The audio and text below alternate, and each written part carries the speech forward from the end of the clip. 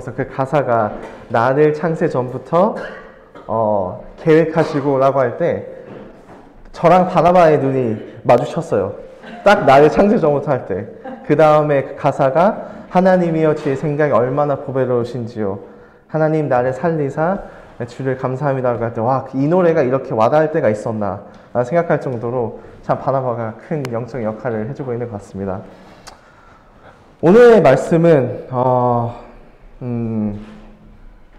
제가 묵상한 지 꽤 됐고 어떻게 보면 몇 년이 됐으면 몇 년이 됐고 몇 달이 됐으면 몇 개월이 됐는데 제가 많이 또 하나님 앞에서 무너지고 하나님 앞에서 회복하는 과정을 그래도 조금은 거쳤기 때문에 오늘의 말씀이 저한테는 특별한 마음이 있는 것 같아요. 근데 말씀의 주제는 보시다시피 진정한 드리는 자입니다. 근데 이 드리는 자가 어떤 문맥이냐면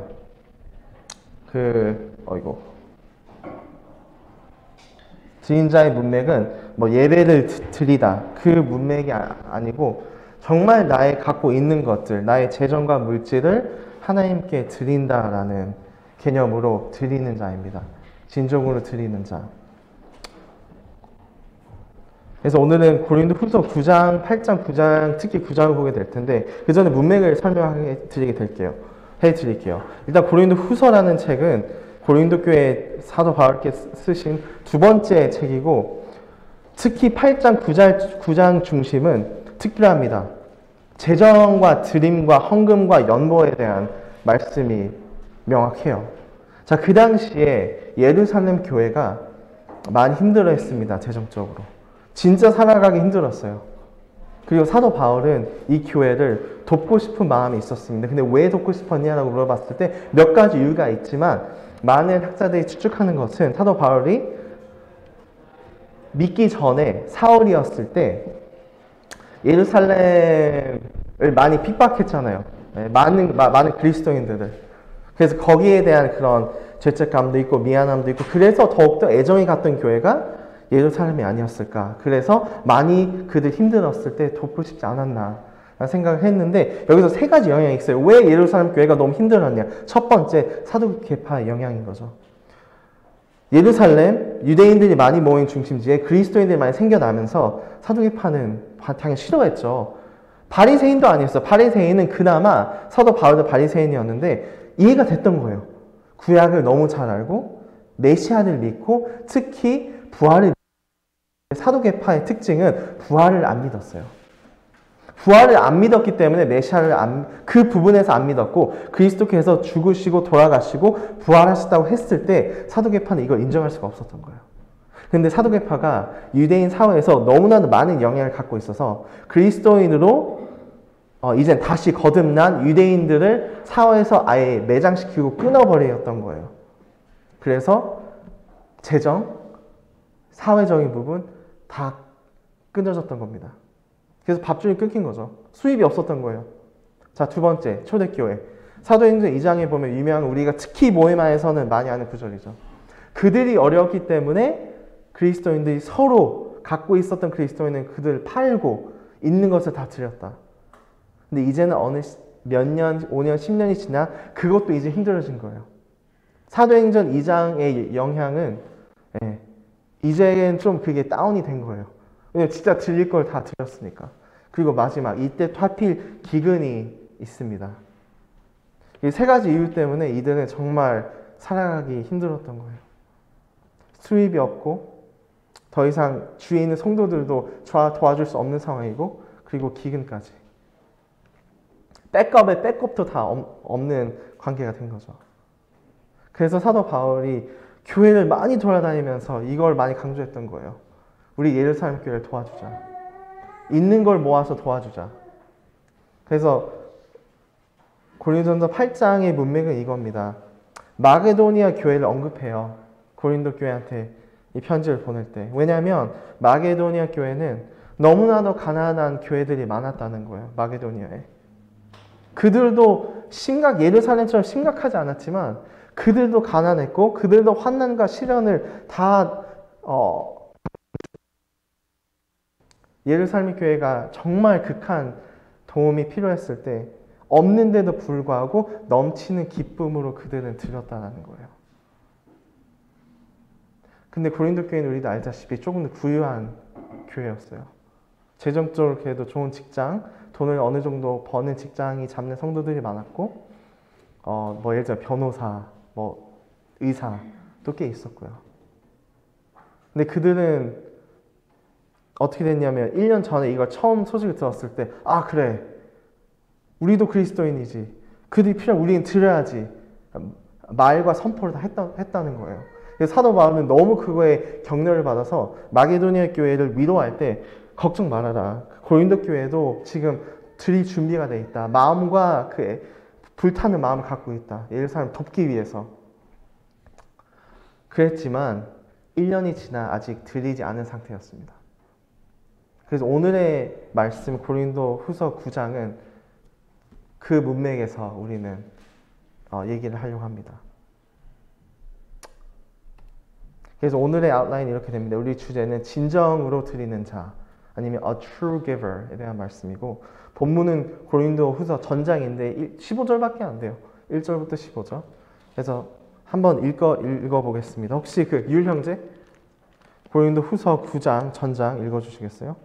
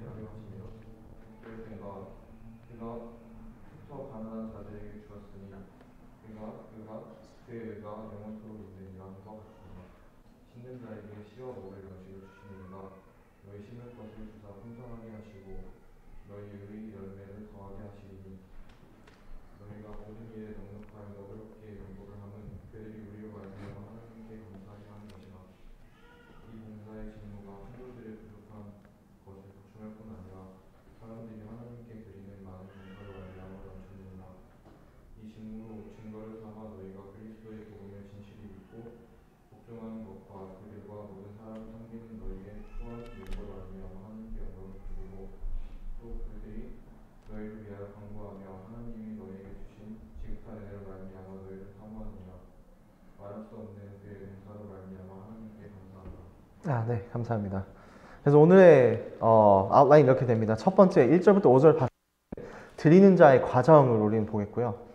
6절부터 9절 봤을 때는 드리는 자의 마음을 우리는 보겠고, 마지막으로 10절부터 15절 끝까지는 드리는 자의 영향에 대해서 보겠습니다. 그래서 이 고린도 후서 9장을 통해서 과연 사도 바울은 고린도 교회에게 혹은 우리에게 이 세 가지 포인트를 통해서 어떠한 메시지를 이야기하는지, 우리가 무엇을 배우려고 알게 하는지 우리는 오늘 보겠습니다. 잠시 9장을 1절 들어가기 전에 이 과정을 생각했을 때, 드리는 자의 과정, 우리가 드리고 뭐 헌금하거나 아니면 우리의 것을 나눌 때 그 과정은 어떠냐 라고 생각했을 때는 8장에 그런 많은 원리들이 많이 나와 있어요. 일단 8장 9절 이렇게 나와 있죠. 우리 주 예수 그리스도의 은혜를 너희가 알거니와 안다. 부유하신 자로서 너희를 위하여 가난하게 되심은 그 가난함을 위하여 너희가 부유하게 하게 하시려니라. 분명 원리가 있다는 거예요. 우리 이걸 하는 것은 우리가 어떤 교회 성도가 이걸 먼저 본을 보여서 내가 해야지. 내가 좋은 사람이 되고 싶어서 사회적으로 잘 보이고 싶어서 사회의 의무이기 때문에 이걸 해야지가 아니라 그리스도께서 하셨다는 거예요. 드리셨다는 거예요. 그리스도 그 자체 그분의 사역과 삶이 드리는 삶이었다는 거예요. 그래서 그리스도를 따른다고 한다면 그리스도 안에서 다시 태어난 사람이라고 한다면 이 원리들 받아들이는 것은 당연한 거죠. 그리고 두 번째 그 과정, 첫 번째 과정 그리스도로 말미암아다. 이건 그리스도 때문에 우린 한다. 10절 이 일에 내 뜻만 보이노니 이것은 너희가 유익함이라. 너희가 1년 전에 행하기를 먼저 시작할 뿐 아니라 원하기 하였는즉. 두 가지가 나옵니다. 근데 10절 얘기하는 그거예요. 그래, 원하는 건 알겠는데 좋다. 근데 드리는 자의 과정은 해야 된다. 마음이 아니다. 드릴 마음이 있는 것도 중요한데 정말 이거 드리는 데까지 가야 된다. 그 과정을 다 걸치고 드리기까지 해야 된다는 게 11절의 포인트고 10절의 포인트 11절 이렇게 나와 있습니다. 이제는 행하기를 성취할지니 마음에 원하는 것과 같이 성취를 있는 대로 하라.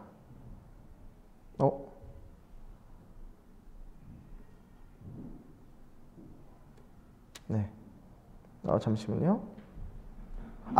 그 두 번째 포인트가 행함이 12절이고요. 네. 12절이었습니다. 죄송합니다. 오케이. 그리고 마지막 13절, 14절 얘기하게 보겠습니다. 이는 다른 사람들이 평안하고 너희는 공고하다 하려는 것이 아니요 평균케 하려 함이니 이제 너희의 유한 것으로 저희 부족한 것을 보충함은 후에 저희 유한 것으로 너희 부족한 것을 보충하여 평균하려 함이라. 그래서 여기서 참 이게 뼈 때리는 말을 하나 합니다. 그렇게 생각하지 말라는 거예요. 내가 이걸 드림으로 다른 사람이 편해지고 나는 불편해진다. 그런 마음을 가지면 안 된다는 것이 13절입니다. 근데 너무나도 인간의 마음을 잘 아는 것 같아요. 인간은 자연스럽게 그렇게 생각한다는 거예요.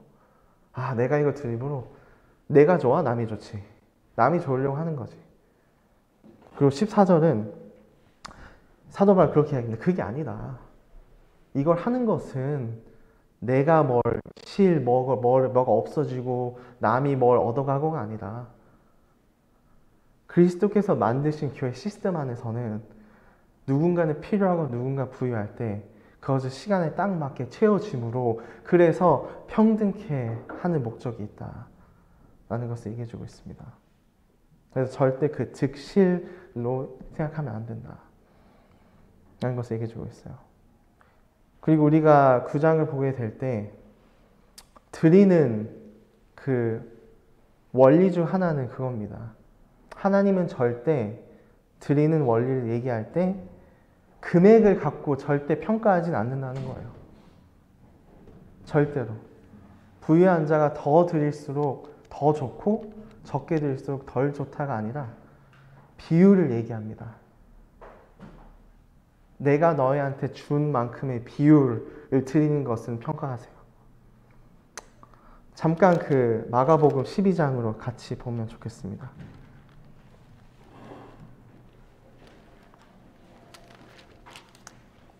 마가복음 12장 41절입니다.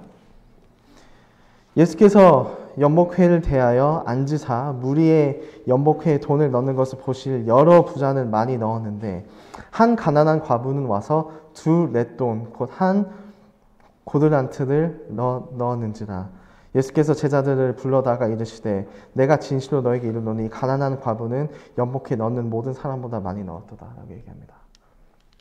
그렇습니다. 이 세상 보면 대학교 혹은 슬프지만 대형 교회, 풋볼 경기장, 농구 경기장을 보면 항상 이 벽에 걸린 이 이름들이 있어요.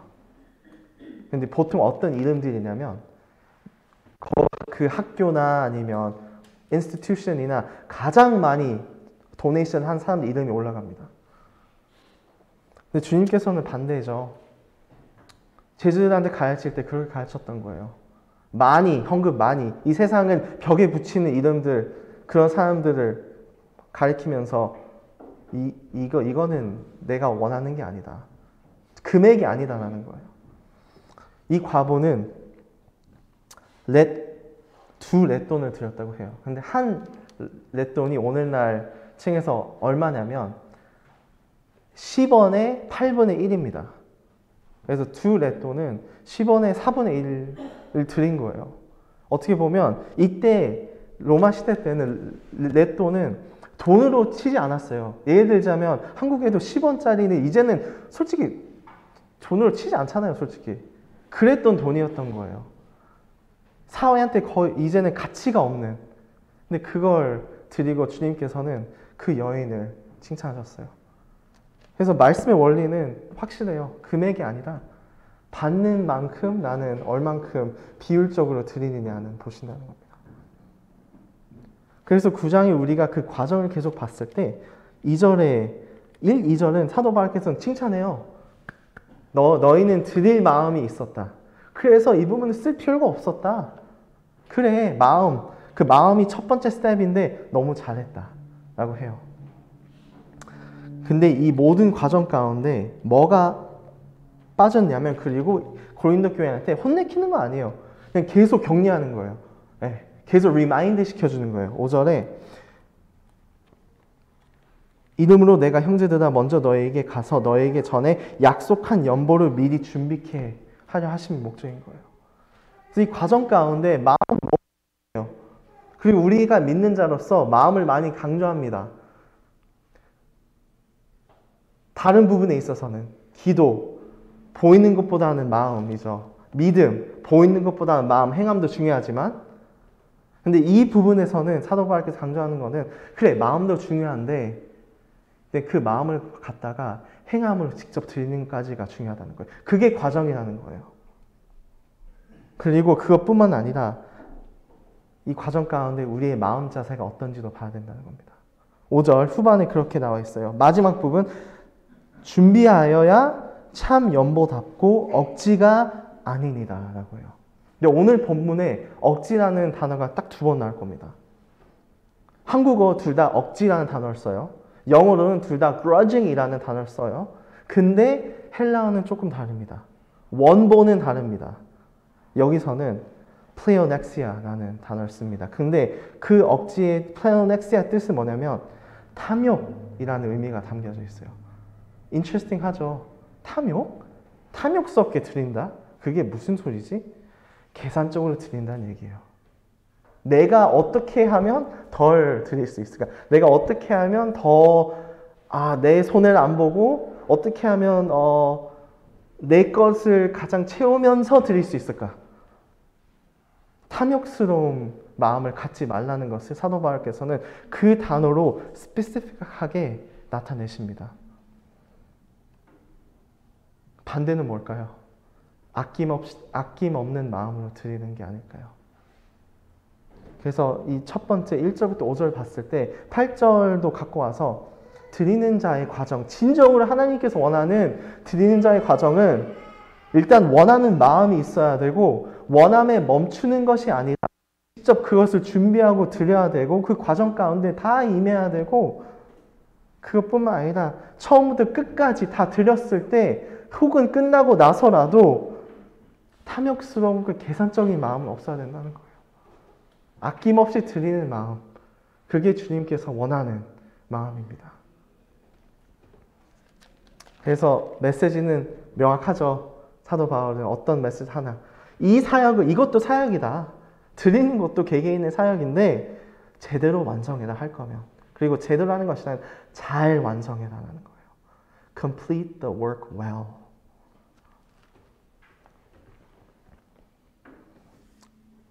그래서 우리는 때로는 그런 말을 해요. 이제는 말씀을 봤을 때 우리 모두예요. 한 명이 아니라 우리 모두 드리고 싶은데 드릴 게 없다. 드리고 싶은데 돈이 없다. 드리고 싶은데 가진 게 없다. 과연 그럴까요? 정말 그럴까요? 고린도후서 8장, 9장은 명확합니다.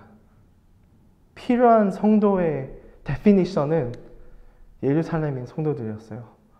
수입이 없었고, 수입이 없는데도 불구하고 주위에 도와줄 사람이 없었고, 그리고 뭐라도 나는 노가다를 뛰고 싶은데 기근 때문에 그것도 없고, 그게 아니라면 이 말씀은 아무도 예외가 없다고 저는 믿습니다.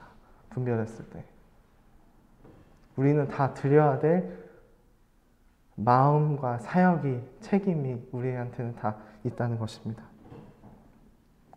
그래서 우리가 서로에게 나눌 때, 혹은 가난한 성도한테 드릴 때 그런 마음을 하면 어떨까요? 그리스도를 바라보고 그분을 알고 원하는 마음으로 정말 그 선물을 준비해서 올바른 마음 자세로 드리는 것. 그게 첫 번 1, 2, 3, 4, 5절의 교훈이 되겠습니다. 다음 6절부터 그래서 요한 1서 3장 16절 이렇게 나와 있죠. 재산을 가지고 있으면서 가난한 형제를 보고도 도와주지 않는다면 어떻게 하나님을 사랑한다고 하겠습니까? 자녀들이여, 우리는 말로만 사랑하지 말고 행동으로 진실하게 사랑합시다 라고 얘기해주고 있습니다. 6절 보겠습니다. 6절부터 10절은 갑자기 비유가 나와요. 그 비유가 뭐냐면 적게 심은 자는 적게 걷고 많이 심는 자는 많이 걷는다. 근데 여기서 뭐 우리가 관찰할 수 있는 그거죠. 동일하네. 적게 투자할수록 나는 적게 나올 거고 많이 투자할수록 많이 받을 거고. 그 얘기는 그런 게 없다는 거예요. 오늘날 주식과 비트코인처럼 적게 투자하는데 많이 걷고 그런 개념은 없다는 거예요. 이 부분에서는 그거는 명확하다는 걸 얘기해주고 있어요. 많이 뿌릴수록 많이 거둘 것이다. 근데 과연 그것은, 그래서 이게 원리를 생각하면 될 것 같아요. 옛날에 농사 짓는 사람들이 씨를 뿌렸잖아요. 씨를 심고 기다렸잖아요. 근데 과연 이게 무슨 뜻일까라는 걸 생각했을 때 걱정 말라는 거예요, 사도 바울은. 뿌린다고 해서 내 재산이 이제 다 날아가는구나. 그런 것이 아니라는 거예요.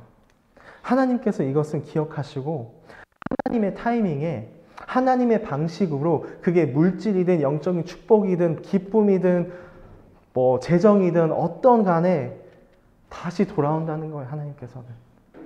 얼마만큼? 내가 심은 만큼. 그쵸? 농부가 씨를 심고 일단 기다리잖아요. 근데 그게 자라려면 해가 공급해줘야 되고 비가 내려줘야 되고 날씨도 되게 좋아야 많이 걷는단 말이에요. 근데 농부가 진짜 믿는 자 농부는 어떻게 생각했을까요? 그래, 나는 많이 거둬야 되니까 일단 많이 심자. 그리고 믿음으로 기도했습니다. 하나님, 하나님의 때에 해를 주시고 하나님의 때에 비를 주시고 하나님의 때에 좋은 날씨를 주셔서 하나님께서 많이 거둬주시길 기도합니다. 원리는 똑같은 것 같아요. 바로 우리는 씨를 뿌린다고 해서 때로는 바로 걷진 않습니다. 바로 걷지 않기 때문에 혹은 그 걷는 것이 더디다고 느껴지기 때문에 그때 우리는 시험에 빠지게 돼요. 저 성도 받기만 하네? 나는 주기만 하고? 나도 먹고 살기 힘든데? 그렇습니다. 근데 하나님께서는 하나님의 때에 분명히 뿌릴 만큼, 심은 만큼, 드린 만큼, 그 과부의 마음만큼 드린다는 것입니다. 그래서 그래요. 7절 보면, 6, 7절 보면 얼마나 심는지는 각 개인에게 달려 있습니다. 그래서 기준을 얘기해 주지 않아요. 신약에 와서 너희들은 10%를 들어야 하나님께서 좋아하신다. 20%를 들어야 좋아하신다. 얘기하지 않아요. 각 개인의 마음과 자유함에 맡겼다는 것을 얘기해주고 있습니다. 다시 한번 얘기하지만 원리를 다 갖고 오면 이 C는 금액이 아니라 그 금액이 얼마나 큰 것이 아니라 우리의 비율을 얘기해주고 있습니다. 다시 한번 강조해주고 싶어요. 그래서 7절에는 드리는 자의 마음, 이 토픽을 봤을 때 어떤 마음밭으로 우리는 드려야 되는지. 아까 좀 봤죠? 그 억지, 플레오넥시아. 계산적으로 드리면 안 된다. 근데 여기서 더 얘기해주고 있어요. 여기서 억지가 한 번 더 나옵니다. 각각 마음에 7절, 각각 마음에 정한 대로 할 것이요. 그쵸? 모든, 아까 얘기했던, 각 개인에게 달려있다. 인색함으로나 억지로 하지 말지니. 근데 여기 억지는, 아까 얘기했듯이 다릅니다. 5절의 억지는 플레오넥시였죠. 여기의 억지는 라이페라는 단어입니다. 근데 이거는 참 이게 하나님 우리 마음 너무 잘 아는 것 같아요. 인간의 마음은 짜증이에요. 불만입니다. 드리면서 불만하고 짜증낸다는 겁니다. 근데 우리가 드릴 때 그러면 안 된다는 얘기를 해주고 있습니다. 너무나도 익숙하죠. 드리면서 야 내가 이걸 왜 해야 돼? 왜 진짜 남아서 오는데 왜 해야 돼? 필요 없는 것 같은데 내가 왜 해야 돼? 이건 아니야. 드린 거 내가 이건 아니야. 하고 진짜 짜증과 불만이 가득한 겁니다. 근데 사도 바울은 확실히 얘기하는 것은 드릴 때 그런 마음을 하지 말아라. 어떻게 그럴 마음이라면 안 하는 게 더 나은 것 같아요.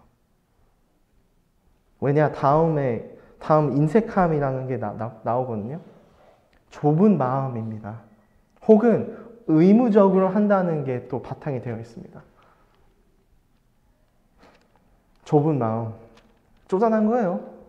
쪼잔한 마음. 진짜 쉽게 얘기하자면 어떻게 하면 내가 가장 적게 줄 수 있을까? 혹은 의무적으로 진짜 다 하는데 나만 안 하네? 이거 나 너무 길티해서 안 되겠어. 이 길티함을 없애기 위해서 해야 되겠어. 그래서 이 억지와 인색함 이 두 가지를 붙여놓는다면 사도 바울은 강조하는 이 두 가지는 안 된다. 왜 사도 바울께서 그 두 가지를 얘기했을까요? 많은 안 좋은 단어들 중에 그런 그리스도인들을 칭한다는 거예요.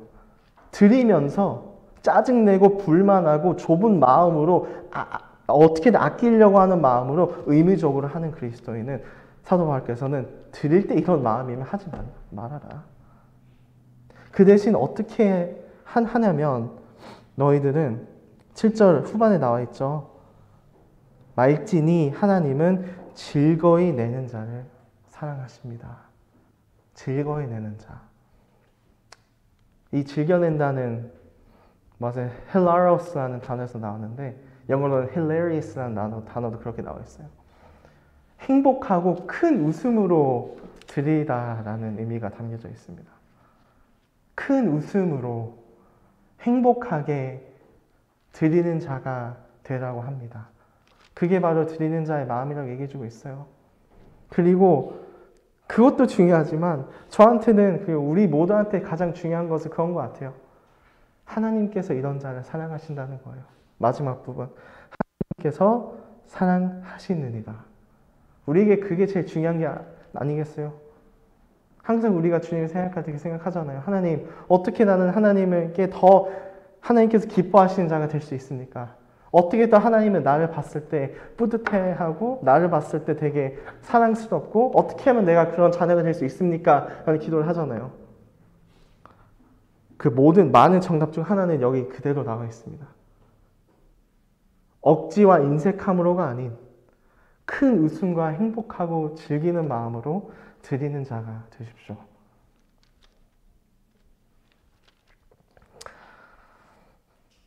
그래서 8절 우리 제가 일부러 화면에 8절 처음부터 끝까지 다 했습니다. 근데 잠깐 주목해 주시면 좀 패턴이 보이시나요? 8절의 패턴. 과연 사도 바울은 무엇을 강조하고 있을까요? 8절에. 한번 읽겠습니다. 화면에 읽으면 좀 더 이게 쉬울 것 같아요. 왜냐면 다 약간 언더라인 해놨으니까. 모든 은혜를 너에게 넘치게 하시나니 이는 너희도 모든 일에 항상 모든 것이 넉넉하여 모든 착한 일을 넘치게 하려 하심이니라. 한 구절에 모든 항상 이 반복되어 있죠. 하나님께서 사도 바울 여기서 진짜 중요한 말씀을 하시고 있다는 것은 캐치가 되잖아요. 문맥만 봤을 때, 관찰만 했을 때. 모든 은혜는 하나님께서 우리에게 주시는 재정을 얘기해 주고 있습니다. 모든 은혜를 우리에게 주셨다. 그리고 넘치게 주셨다. 그리고 너희는 모든 일에 어떠한 일에? 어떤 일부 일에가 아니라 모든 일에 항상 모든 것이 넉넉하다. 하나님께서 그렇게 주셨기 때문에 너희들 넉넉하다. 그리고 모두 착한 일을 넘치게 하시려고 너에게 모든 것을 주셨다. 라고 합니다. 절대 우리를 부족함 가운데 두지 않았다는 거예요.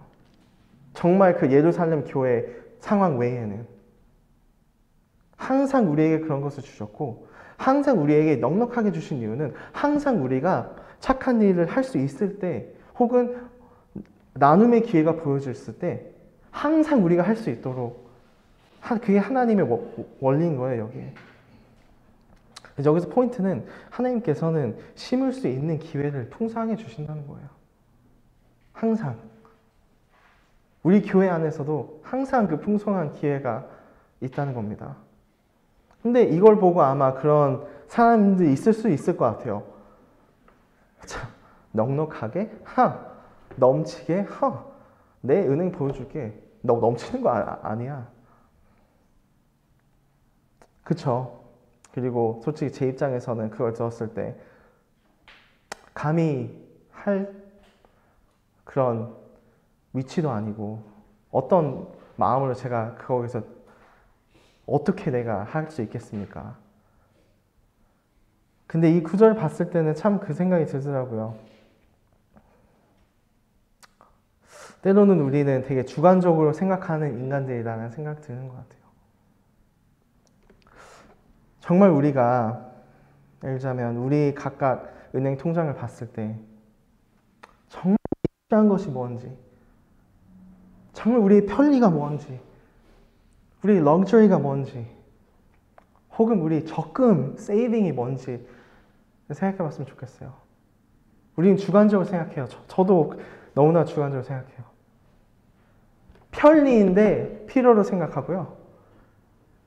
넉넉하게 적금할 게 있는데 그게 저한테는 필요라고 생각하고요. 나는 몇 달 후면 이걸 사기 위해서 돈을 모으고 있어. 그것도 필요라고 생각해요. 근데 사도 바울은 그 얘기를 하고 있는 게 아닙니다. 필요, 편리, 적금. 우리는 주관적으로 보지 않고 정말 객관적으로 볼 필요가 있다는 것을 얘기해주고 있습니다. 그래서 우리의 마음을 얘기해주고 있는 거죠. 우리의 마음과 생각은 어떠한 자세인지 이거에 대해서. 그래서 마지막 이 부분은 9절에 구약에서 따온 구절입니다. 사도 바울. 기록한 바 저가 흩어 가난한 자들에게 주었나니 그는 의에 영원토록 있느니라. 격려해주고 있어요. 이 믿는 자들에게 너희에게 드리는 거 하나님께서 다 영원토록 기억해 주실 거다라고 얘기하는 겁니다. 그래서 그런 거예요. 이 6절부터 9절 부분은 첫 번째 정리하자면 자주 드리라는 거예요. 자주 드리라. 왜냐하면 하나님께서 우리에게 그런 것을 주셨기 때문에. 그리고 씨를 많이 뿌리라는 거예요. 가능하면. 그리고 이제는 내 성도가 주위에 있는 형제 자매가 뭐가 필요한지 그것을 볼 줄 알고 도와야겠다 마음만 드는 것이 아니라 정말 이것을 올바른 마음으로 짜증과 계산적인 마음과 인색함과 의미적인 마음으로 드리지 않고 아낌없이 드리라.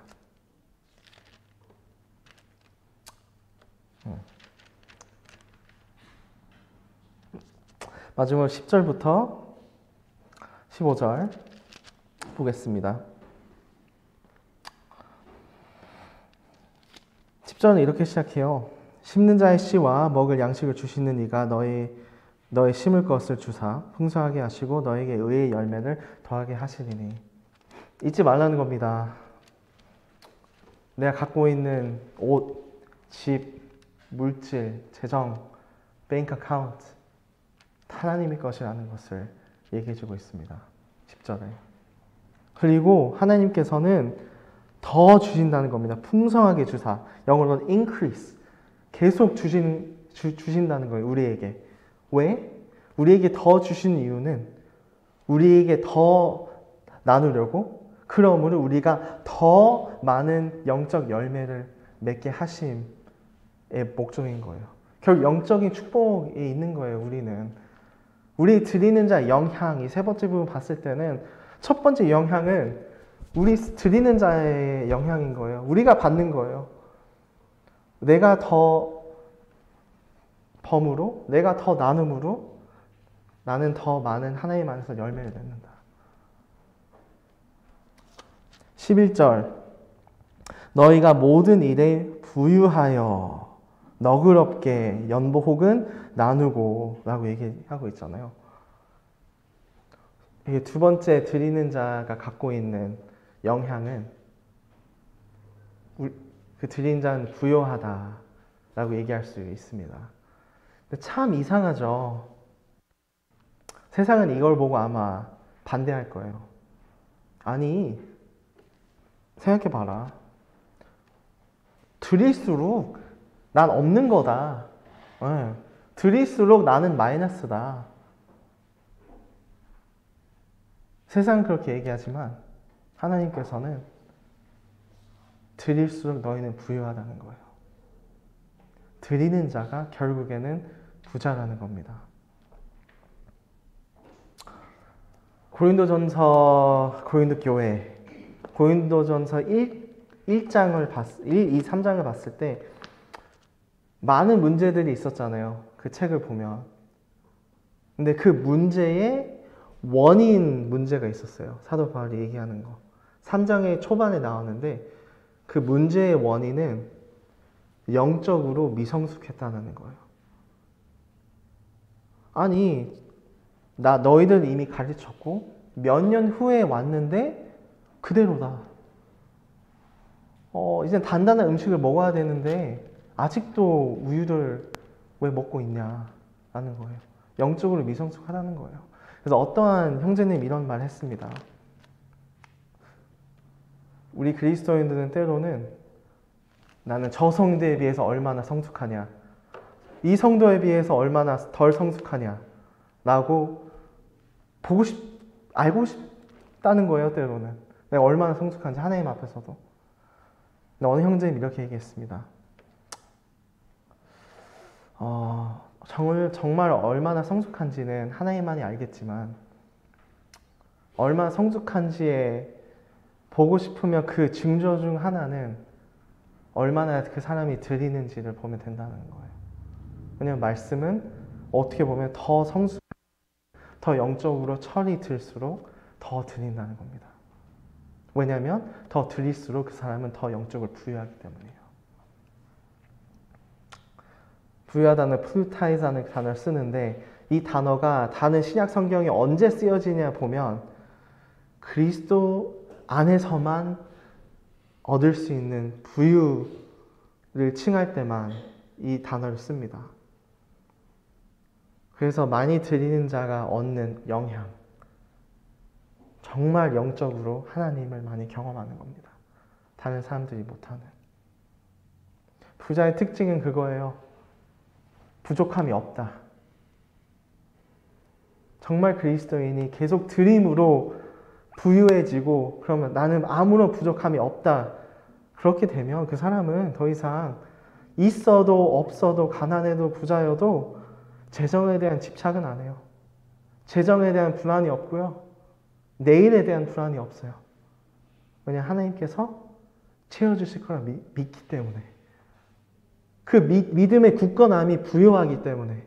믿음이 가난하지 않기 때문에입니다. 그리고 그 사람은 주님의 사랑, 원리 받죠 8장의 사랑, 드리는, 받는 기쁨, 그리고 하나님께서 내가 아무리 드려도 채워주실 거라는 소망, 이 모든 과정 가운데 함께 하시는 선하시고 신실하신 하나님, 그걸 다 경험한다는 거예요. 근데 이건 아무리 믿는 자여도 드릴 마음이 없고 억지로 드리고 쪼잔하게 드리고 한다면 아무리 믿는 자여도 경험할 수도 없고 놓치는 복일 것입니다. 이게 바로 이 두 번째 포인트의 되게 중요한 포인트 같아요. 세 번째 포인트의 중요한 포인트 같습니다. 11절 얘기했죠. 드린 자는 영향, 부요. 12절 이제는 받는 자를 얘기해주고 있어요. 12, 13, 14 되게 간단합니다. 12. 이 봉사의 직무가 성도를 부족하는 것을 보충할 뿐만 아니라 사람들이 하나님께 드리는 많은 감사를 인하여 넘쳐느니라. 받는 자가 어떤 영향을 우리가 드릴 때 받는 자의 영향 어떤 영향을 받냐면 일단 정말 필요한 것이 채워집니다. 정말 살아갈 수 있도록 그 필요가 채워집니다. 그리고 두 번째, 하나님께 많은 감사를 드린다는 거예요. 13절 또 받는 자의 영향입니다. 이 직무로 증거를 삼아 너에게 그리스도의 복음을 진실히 믿고 복종하는 것과 저희와 모든 사람을 섬기는 너희의 후한 연보를 인하여 하나님께 영광을 돌리고, 하나님께 많은 영광이 간다는 거예요. 받는 자가 하나님께 영광을 돌린다는 거예요. 우리는 그런 질문을 많이 하죠. 하나님께 감사를 드리는 것이 좋고 그게 많아질수록 좋고 하나님께 영광을 돌리는 것이 좋고 항상 우리는 원하잖아요. 참 믿는 자라면 하나님께서 항상 영광을 받기 원하잖아요. 나를 구원한 나의 주인이 영광을 받기 원해요. 근데 12, 13 우리가 드림으로 하나님께로 많은 영광이 올라간다는 거예요. 많은 감사가 올라간다는 거예요. 내 입술로만 가는 게 아니라 나의 행동으로 여러 성도들이 감사하고 영광을 돌리고, 그게 우리가 원하는 오늘날 신학교회가 아니겠어요? 그리고 마지막 14 받는 자의 영향. 또 저희가 너희를 위하여 간구하여 하나님께 너희에게 주신 지극한 은혜를 인하여 너희에게 사모하느니라. 받는 자가 이걸 받고 드리는 자를 생각해서 감동의 기도를 한다는 거예요. 하나님께. 이 드리는 자도 축복해달라고. 얼마나 넘쳐난 영향이에요. 이걸 봤을 때 우리가 10절 14 봤을 때 드리는 자도 좋은 영향을 받고 복을 받고 받는 자도 체험 받는 것뿐만 아니라 하나님께 감사를 드리고 하나님의 영광을 받고, 그리고 반대로 서로를 위해서 기도해 준다는 거예요. 이게 바로 드리는 영향이거든요. 이게 바로 사도 바울께서 얘기해 주는 부분입니다. 15절 15절에 현대인의 성경을 이렇게 얘기했습니다. 말할 수 없는 선물을 주신 하나님께 감사를 드립니다. 혹은 영어로는 Thanks be to God for His indescribable gift. 솔직히 논란이 좀 있는 구절이에요. 왜냐하면 갑자기 하나님의 은사 선물이 나온다고? 그래서 아직도 이게 잘 풀리지 않은 구절인데 저는 이렇게 분별하고 싶습니다. 그리고 어떠한 학자들도 그렇게 분별하고요. 은사 혹은 선물, gift라고 얘기해주고 있을 때 그리스도를 얘기한다는 거예요. 말할 수 없는 하나님의 선물, 예수 그리스도로 인하여 하나님께 감사가 되노라. 그리스도. 이 9장 드리는 것의 장이었는데 마지막 구절은 과정이 있고 마음이 들어가야 되고 좋은 영향도 받지만 이 모든 것을 통해서 하나님의 귀하신 선물인 예수 그리스도가 드러난다는 겁니다. 15절은 그렇게 마무리해주고 있어요.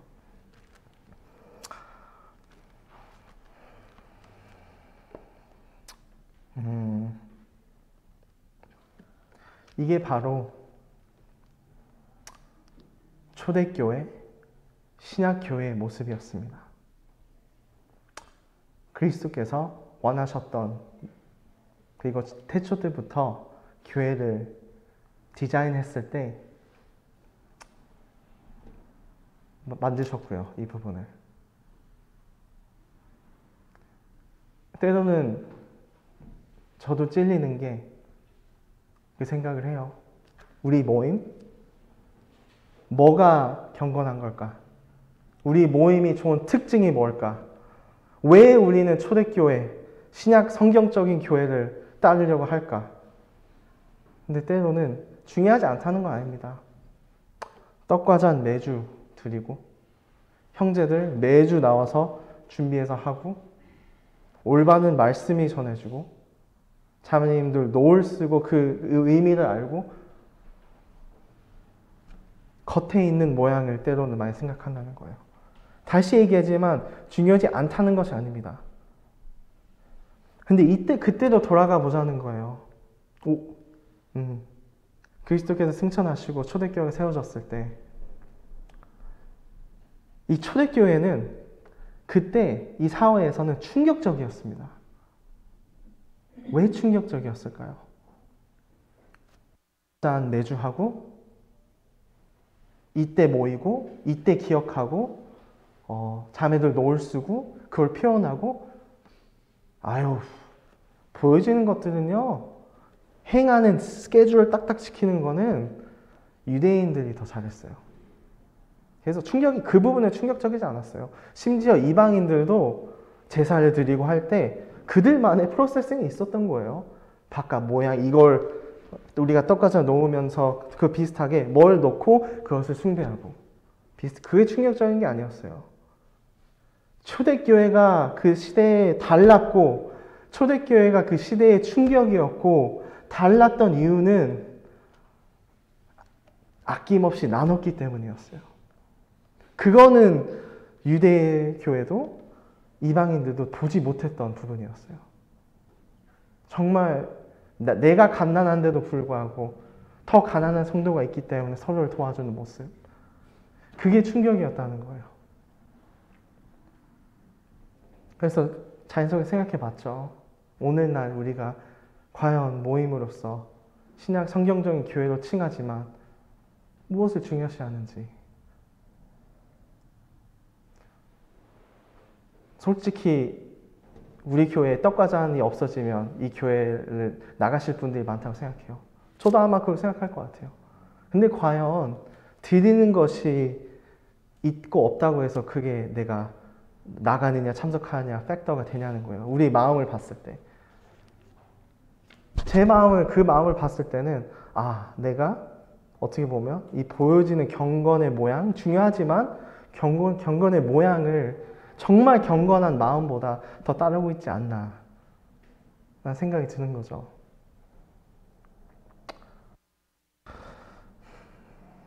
최근에 저도 이제 나이가 곧 올해 30이 됐어요.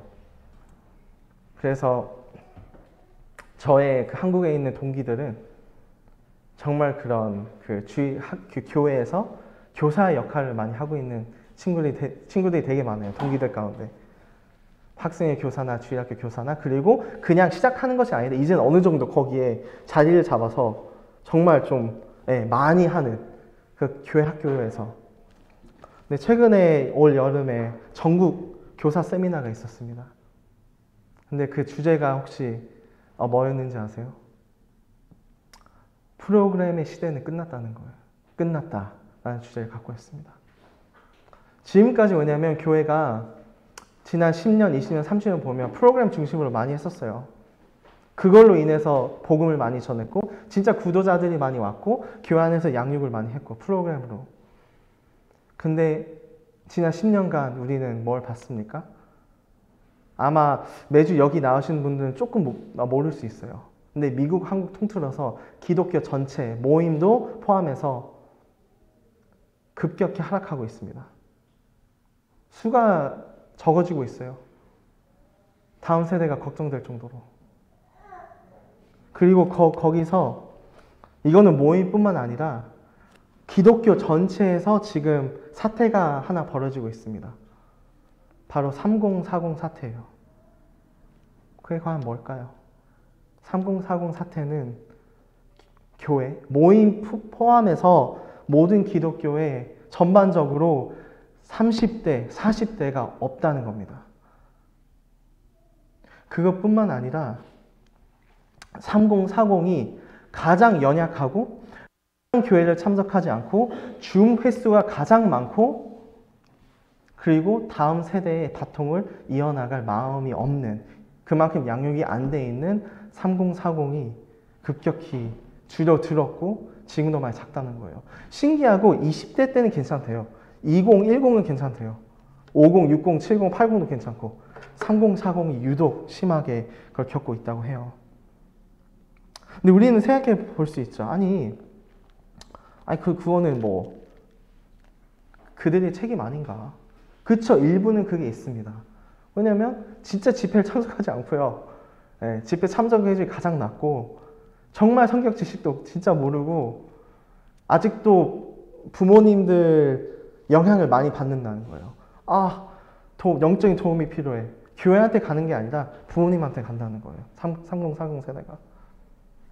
근데 물론 우리는 그들 탓할 수 있죠. 아니 왜 다 괜찮은데 너네만 그러냐. 근데 자세히 들여다보면 3040이 일단 정신이 없는 세대는 맞아요. 직장 지켜야 되죠. 돈은 진짜 빠듯하죠. 결혼 관계에 신경 써야 되죠. 그 애들까지도 키워야 돼요. 정말 현실적으로 쉽지 않은 나이대가 아닌가 싶어요. 근데 이걸 통해서 교회가 10년 가운데 큰 구멍이 하나 발견됐다는 거예요. 3040 세대가 정말 필요가 많이 하는 나이대인데 물론 그들한테도 책임이 있지만 교회가 그들을 포커스하지 않고 목양을 못했다는 거예요. 채워주지 못하고 목양을 제대로 못했다는 거예요. 그 부분을 채워줄 수 없었다는 거예요. 근데 그렇다고 해서 교회가 성김 받으러 오는 것은 아니잖아요. 근데 기본적인 케어가 안 됐다는 거예요.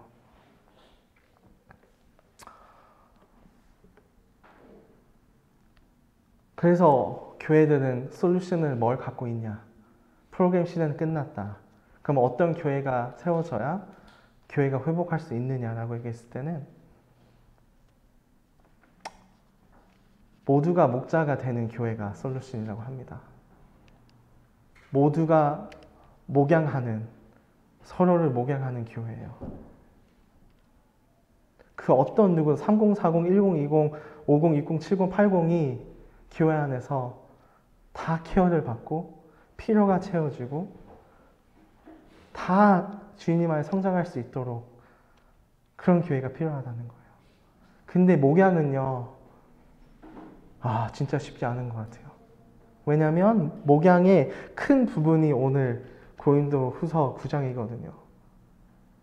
필요를 볼 줄 알아야 되고 발견할 줄 알아야 되고 원하는 마음이 있어야 되고 그것을 정말로 준비해서 드려줘야 되고 그게 자주 씨가 많이 뿌려져야 되고 심어져야 되고 그런 것이 돼야만이 목양이 되는 교회라고 할 수 있잖아요. 그래서 화면을 보시면 신약이 가르치고 있는 성경적인 교회는 이런 교회입니다. 볼 수 있는 것은 화살 방향이 일단 양쪽에 있죠. 모두에게 가고 있어서 일단 한 사람을 보면 일단 드리고 있습니다. 다. 근데 반대로 어떤 사람을 봐도 최소한 화살표 3개가 그들을 채우고 있습니다. 그게 신약 성경적인 교회 원리라는 거예요. 나도 많이 여러 성도들한테 보고 드리고, 근데 모든 사람이 그렇게 한다면 이런 원리가, 이런 그림이 된다는 거예요. 이게 바로 사도 바울이 우리에게 깨닫기 원하는 큰 원리 중 하나가 아닌가 싶어요. 그래서 그렇게 된다면 모든 그리스도인들이 체험을 받을 수밖에 없어요. 10절, 15절 드리는 자의 영향을 받죠. 하나님께 감사를 드리고 하나님께 영광을 돌리고 서로를 위해서 기도해주고 그런 형상이 교회 안에서 일어난다는 거예요. 그리고 정말 지금 몇 안 되지만 잘하고 있는 교회들은, 크고 성도 수가 늘어나고 있는 교회들은 이런 것들이 이루어지고 있다고 합니다. 서로가 서로를 목양하는 교회. 근데 때로 교회는 이럴 때가 많은 것 같아요. 두 번째 사진 보시면 더 이상 화살이 양 방향으로 가지 않습니다. 몇 명만 그걸 하고 있어요. 근데 하는 사람한테만 해. 서로 편한 사람들한테만 왔다 가고, 이 사람 보세요. 드리기만 해요. 근데 아무도 화살을 주진 않아. 파란 사람은 소외됩니다. 드리지도 않고 받지도 않고 소외돼요. 드리는 자들 받지 않고 계속 드리기 때문에 결국에 번아웃 돼요. 그리고 빨간, 받기만 하고 드리지 않습니다. 당연히 교회는 나는 교회한테 받아야지 라고 주장하면서 그렇게 있습니다. 이런 교회가 되지 않았으면 좋겠습니다. 이런 교회가 아니라 신약 성경적인 교회가 되기를 원합니다. 그래서 오늘 말씀을 마무리할 때 이런 질문을 하겠습니다. 당신은 어떠한 드리는 자입니까? 안타까워하면서, 본인의 물질을 안타까워하면서 드리는 자이십니까? 부정적인 마음으로 드리는 자이십니까? 쪼잔한 드리는 자이십니까? 불만이 많은 드리는 자입니까? 아니면 사랑이 많은 드리는 자입니까? 가사를 읽어드리고 말씀 마치겠습니다. 화려하지 않아도 정결하게 사는 삶, 가진 것이 적어도 감사하며 사는 삶, 내게 주신 작은 힘 나눠주며 사는 삶, 이것이 나의 삶의 행복이라오. 이것이 행복이라오. 세상이 알 수 없는 하나님 선물, 이것이 행복이라오. 하나님의 자녀로 살아가는 것, 이것이 행복이라고 기도하고 마치겠습니다. 아버지 하나님 감사합니다. 이렇게 또 고린도 후서에서 하나님의 말씀을 볼 수 있음에 감사합니다. 이것을 잘해서가 아니라 부족해서 이것을 볼 수밖에 없고, 자랑이 아니라 찔림으로 이것을 바라본다는 것을 고백드립니다. 이 오늘의 말씀이 여기서 끝나는 것이 아니라 일주일, 한 달 계속 이어져서 정말 교회 안에서 많은 적용이 되고, 혹은 교회 바깥에서 많은 성도님들이 우리의 손길을 통해서 체험을 받는, 그래서 하나님께서 기뻐하시는 그 형상이 일어날 수 있도록 기도합니다. 많은 것을 기도를 드리며 이 기도는 예수 그리스도의 이름으로 기도드렸습니다. 아멘.